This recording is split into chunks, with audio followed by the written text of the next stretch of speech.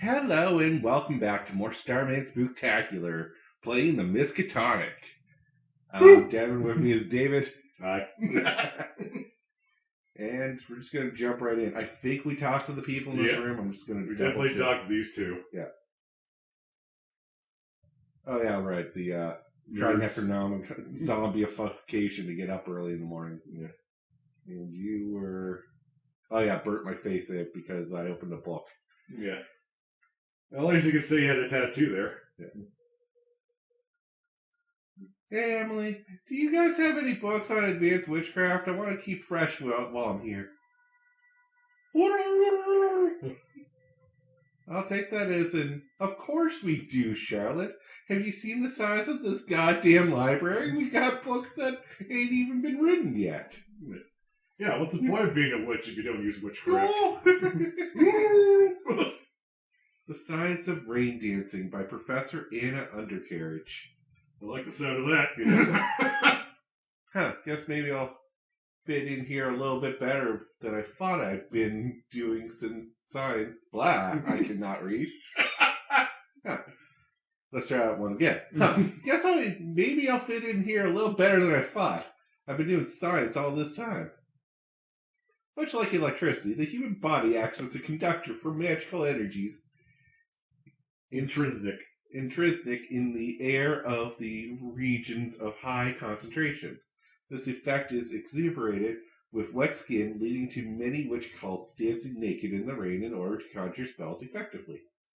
So remember, if you want to be good at magic, be wet. Yeah, and naked. Indeed, it seems paranormal encounters seem more frequent when it's raining, or in regions of the world where rain is frequent. Does fog count? Close. Okay. London's kind of like, maybe. Okay. The witch cults of Seattle and Scotland are considered incredibly powerful and fearsome, though this is simply due to their geographic advantage. I would love to know the connection to that. It rains a lot in those areas. Oh. Would they be taken away from their Would they be taken away from their home villages? They would be simply as effective as their new weather permits them to be. Ha, sick bird. Hello, Wobbly. What you reading? Oh, crap. Nothing, just stuff about witches. You wouldn't get it. No, probably not. That stuff too cool. And magic's for dumb old cannibals. Like Annie, no place for an ugly old purple blood. Like poor old dumb old Annie, the dumb Abby. Oh my god, you friggin' drama queen. Well, hey, come on, I didn't mean it like that. You fooled a trap. Hey, next time it rains, I could teach you a few tricks. How about it? Get a pet frog, get a couple of extra eyes. What do you say? That sounds fun, but I can make a suggestion. I'm sure, I guess. Can I eat you? Rather than rain, can we dance around in buffalo sauce? I think I want a little zing when I bite your bum. Damn it, Amy. Why don't you go bug someone else? But I like bugging you. Because you're the only one that finds it funny. There's a difference between laughing at something because it's funny and laughing at something because it's ridiculous. That was Charlotte. Oh, whoops. Now it's Annie. Most folks run away from folks like me. They seem to take threats of being devoured quite seriously. And there's nothing I like more than watching you run away, Charlotte. Oh, you beat me to it. Yeah, see you around, Annie. Would you be annoyed somewhere else? Not until 5. The dinner hour. Ooh, I kind of like her.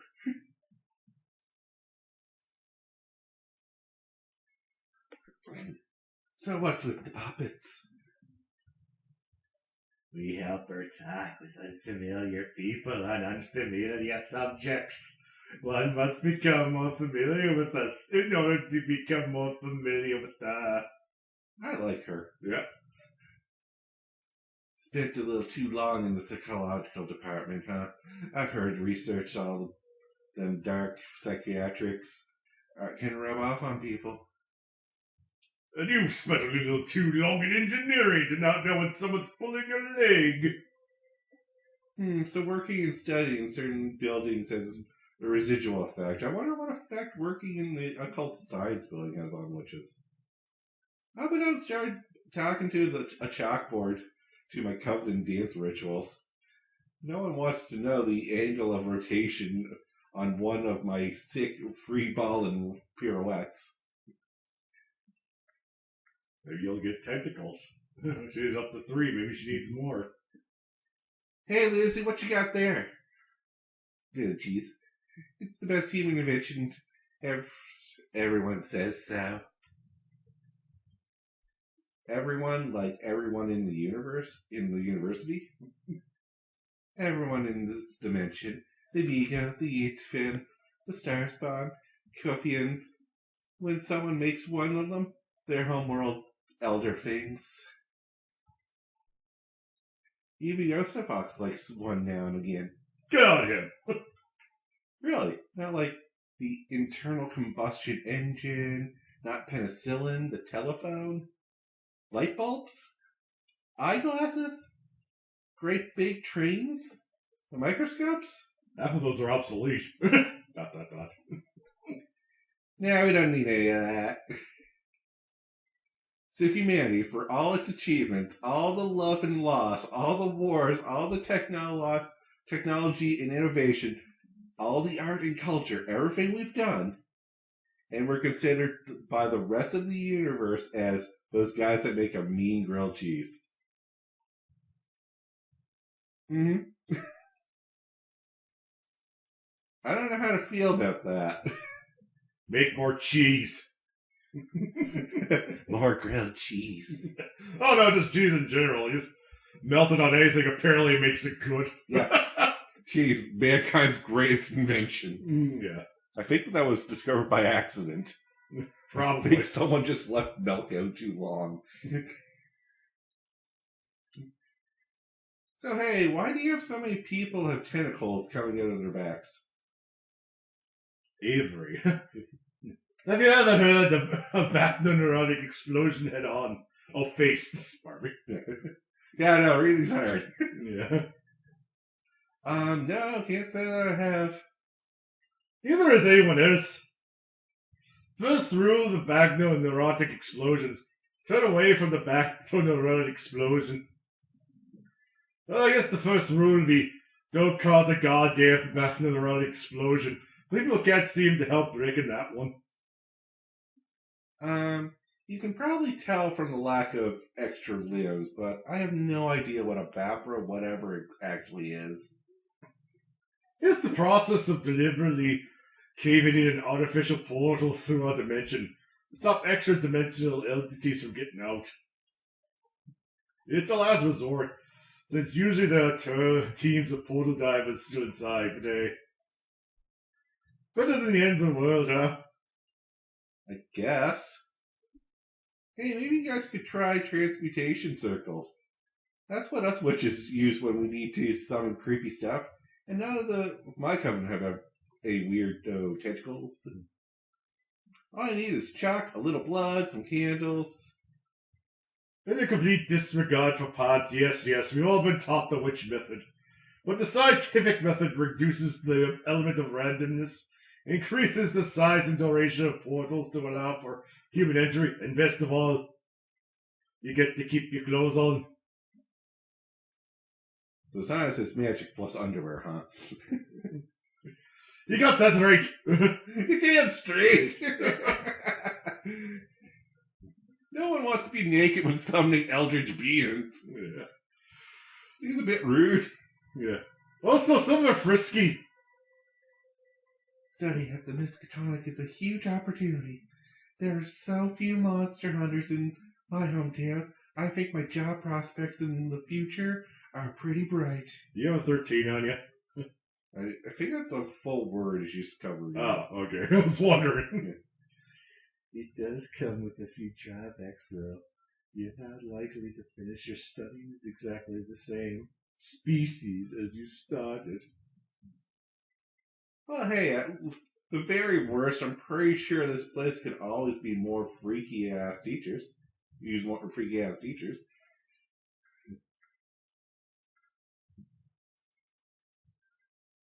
Not there for me. My jurisdiction's right here.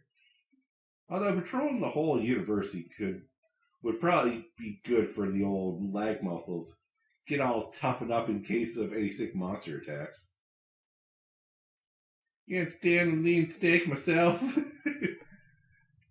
Much prefer pressed ham. In your pants. Stop trying to make me laugh, Annie. It ain't gonna work. I'm here all day. Yeah. I'll go out when the sun goes away.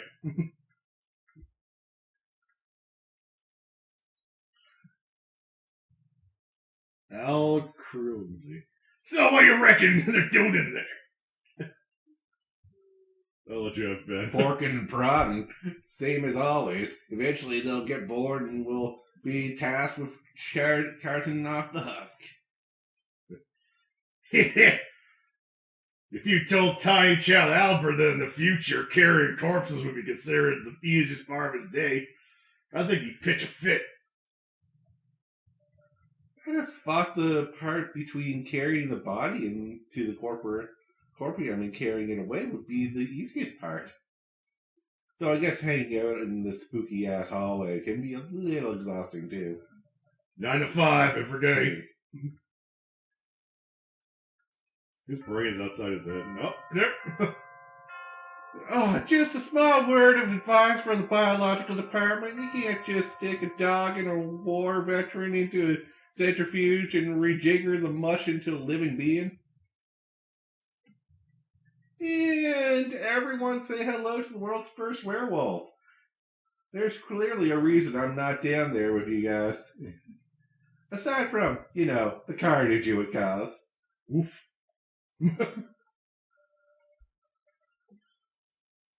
Michael Melancholy. Did you guys hear that? A goddamn werewolf. You guys want to check it out? Chip Connors. We're not done here, Mike. We've got to get the incinerators going before we can knock off. Deacon Boyle. Connors is right. First we burn whatever nightmare the corporeal's working on. Then we go gawk at whatever nightmare the biology department's working on. They got their own burners after all. I always thought you had to be a bit by a werewolf to become a werewolf. Then again, why would any werewolf stop at one bite and not just eat whatever it was biting? Yeah, that's why we don't have zombie plagues anymore.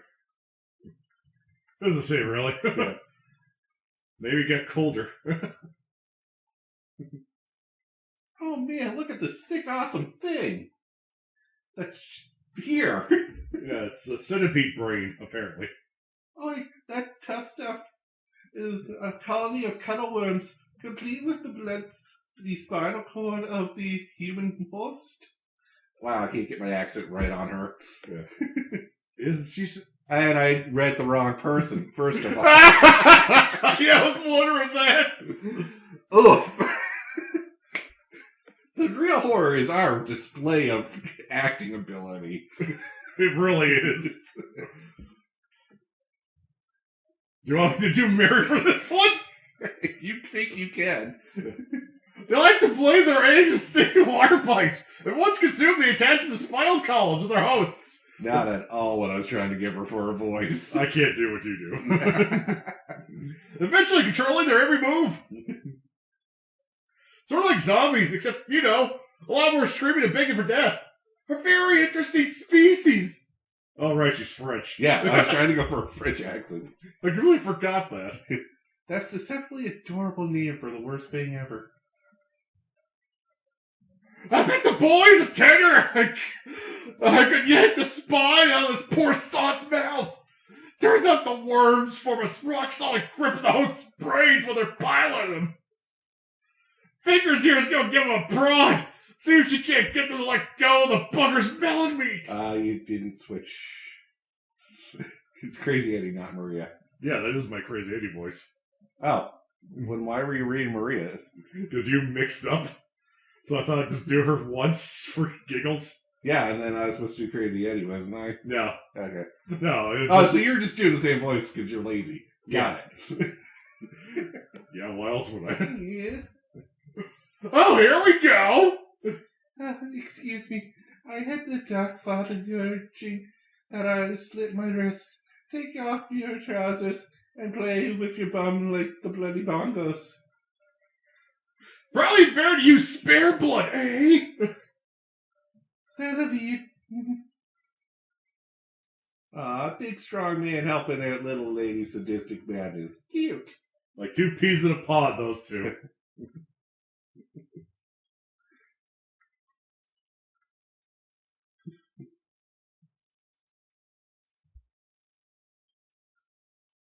I think this is a boy.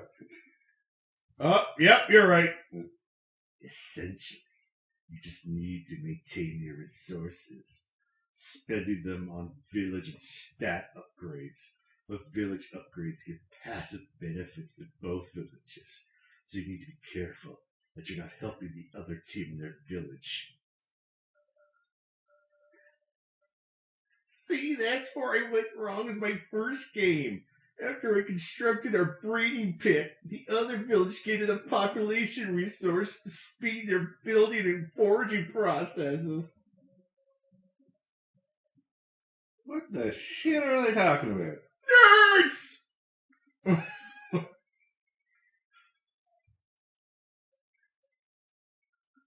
That was definitely a girl. Yeah, I know. I'm just trying to get the voice for it. Okay. So after you've drawn from the encounter deck, if you're draw as a monster, you pick from the monster deck. Then you can choose to fight or flee.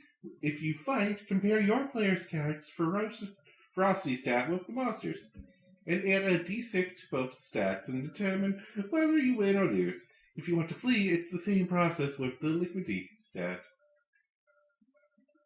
Once you return to the village board, you can add your successful foraging tokens to the village's stockpile. Whatever team successfully builds their village first wins, or whatever team's village runs out of food, materials, or population resources loses. And do I have to go by my in-game name too? Couldn't hurt. We were talking about some sort of board game, never played one before. Not many places to put the board when you're off dancing in the woods like nothing but a smile on. And nowhere to keep the pieces. Nowhere you want to put them.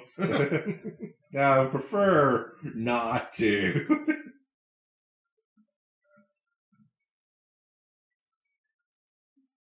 You want me to take this? I'll take this one. All right. I don't need, I think that's a boy. What's unique about our planet is all the planets and animals share a universal language, or sort of collective consciousness, guiding things like migratory patterns, blooming seasons, what is predator and what is prey, things like that. It also acts as a conduit of the emotions of organic life.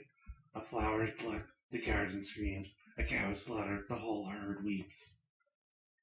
Humans seem to have lost this ability over the last 100,000 years, and those few that can hear it go mad with the knowledge of it. Just so you know, the planet is very upset with you humans. For shame! Sorry. Boo! Boo this race! Guess I better go apologize to my bagel!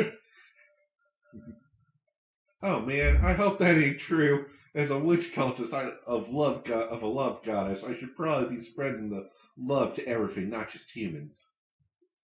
And I've eaten a whole lot of burgers.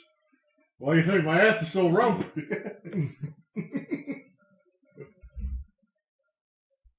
Hello again, how's it going? Complain.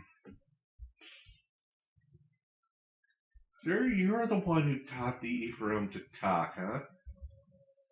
I guess, but I think he knew already. Hi, Wait, let me figure it out. Layer of grime over the extremities, so you're aware of the mutagenic atmosphere. You have applied a home remedy, so you're local to New England. But no real accompanying stench other than that of dead flowers, so you're often with other people. Mild wobbling at the touch indicates a lack of exercise, but the very dirty boots means you're outside in the rain a lot. Judging by the short black skirt and choker, you're an active worshipper of Shub-Niggurath, the goddess of love and humanity. And combining the grime, wobbliness, smell, and outfit, you must therefore be a member of the Cheskin-Cook Witch Coven. Your observations are creepy. Wow, exactly. Although they were just observations, so what's with the creepy tentacles? This is just as close as a handshake I can get. Do you want to know how I hug? No. No, I don't want to know how you hug. Oh well. Enchanté. So what's your deal? I'm a squid. Oh, I'm Jessica Morgan. I'm the record keeper for experiments performed on the Necronomicon. Though I was a detective before my arms got noodled. Noodle! How do you keep records if you can't control your arms? Like, with a handshake like that, how would you hold a pen? I mean, I have perfect control of my arms. Oh. Well, it was nice meeting you. See you later, Ephraim. Bye, spooky. the tentacle arms. We'll go to the next room, but we'll have to call it here. Oh, okay. So until next time, have a good one, guys. See you in your nightmares. Hopefully next time we won't be so horrendous with our acting. One can hope. One can hope. One can pray. It'll all turn out failure anyway.